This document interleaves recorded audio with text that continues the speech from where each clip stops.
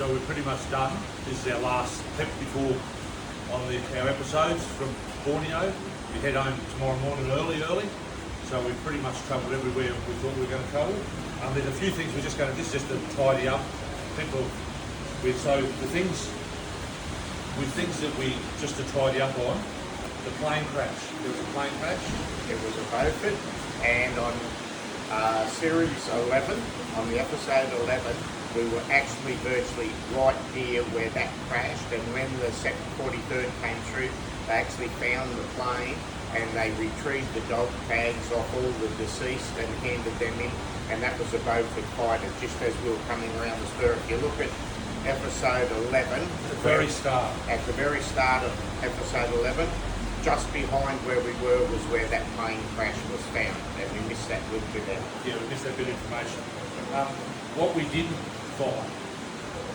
find there was an airstrip they talked about. Yeah, there was an airstrip in the Army reports and everything, and it was here at Beaufort somewhere, but none of the oldies that we spoke to or nobody knew exactly where it was, and it was only one that had them little asters on it, so it wouldn't have been a very big air. I think we picture together. No, we're just doing a video, sorry. Oh.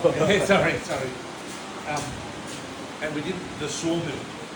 Yes, well, the old fella said that the sawmill that we spoke to at the railway was virtually not far from where the headquarters were. That was as close as we got to that. Yeah, and nobody else didn't know where the old sawmill was, where the Japs were hanging out. But when you think about it, where the old fella from the railway pointed to, it wasn't far from where all the action was, just behind there as they came down the hill. We didn't find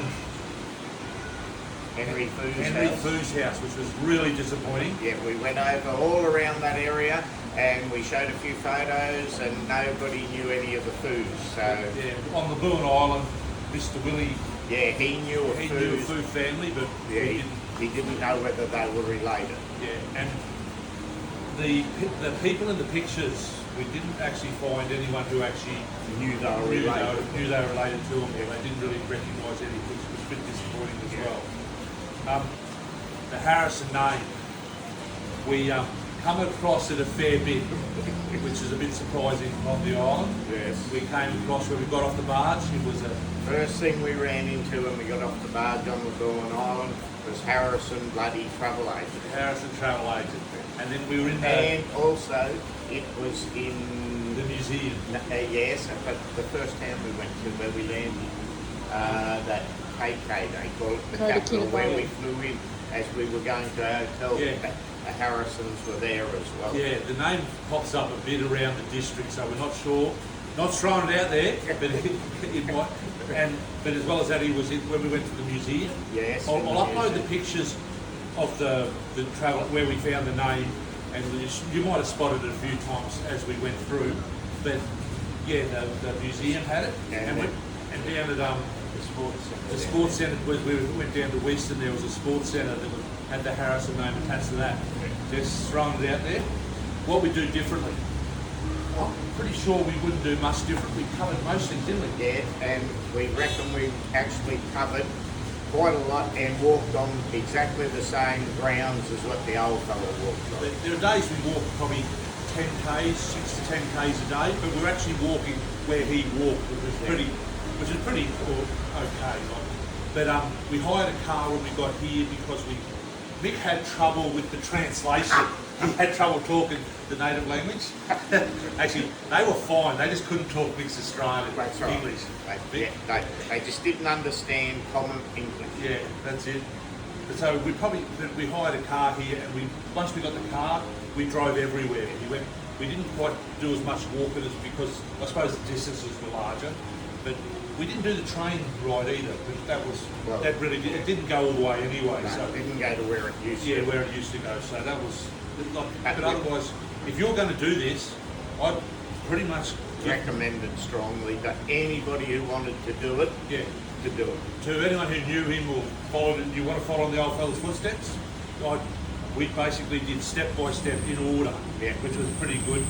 From landing on the beaches of the Boone right till when The only thing we're not doing, we're not going back to Labuan to catch a boat to head back to Australia. No. We're catching a plane tomorrow. Yeah, like they actually, when the prices all went up with fuel, the barge that goes to the airport stopped running. We actually have to Big catch it. ferry that went from KK, they call it, Yeah. down to Labuan. Yeah. So we had to come down and get on the barge. And that. So we'd like to thank the Yep. travel agent. Yes, the lady of the travel agent done a great job for us. She was Flight Centre, Westfield Shopping Centre, Kalanzar, Yep. and for the life of me can't remember her name. I think she was an Asian lady, and it started She's and then it was Indonesian. something. She comes from Indonesia. It was something like Nicole or not.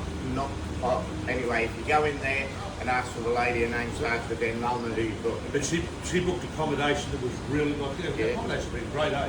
Yeah. She actually did a really good job with the flights and everything. The information, whoever you got the about. And then I'd like to thank young Dustin and Gary from the Logan Village RSL Club, because they were terrific, and young Dustin in particular, he got me heaps. And then there's also Martin. He's president of the Second 43rd Descendants Facebook setup. He sent us heaps of information, and those three, between the lot of them, that's where we got all the information to do everything. Like when you have a look at that last clip we done, finding that Sydney, you'd have never found that area called Sydney if we didn't do it. Yep. Yeah, they did the information we had. Even my dad said, "Oh, how good's your tourist guide you going?" And we going, "Well, we literally, they did a really good And job." 99.9% of that was coordinates from the Army records in 1945 to 1946. So that's how close the coordinates are, and they were still working to this day. So we had the coordinates, and then we had today's maps and with landmarks and everything. It was we were standing there within 5 to 10 metres of every spot Of where the action happens and what they said. Jane, the photographer, the translator, when they didn't understand mixed English, Jane stepped in. literally got in the every cab time. first time. He goes, "How you going there, mate?" And he's going, "No, he says, g'day, how you going there, mate?" And the taxi driver's like wigging out. "I'm going by car, I don't know what you're talking about." And Jane had to slow it down and said, "Hello." And we'd be totally lost without Jane, because she's not only our travel agent, she's our communicator, our photographer, And she does the immigration, so yes, she fills all the immigration, forms through, gets in there to So customs. if we don't get home, we've upset Jane tonight. That's it. No, that's it. And that's about it. Thank you. And we had a ball. And we had a ball, yeah. Thanks.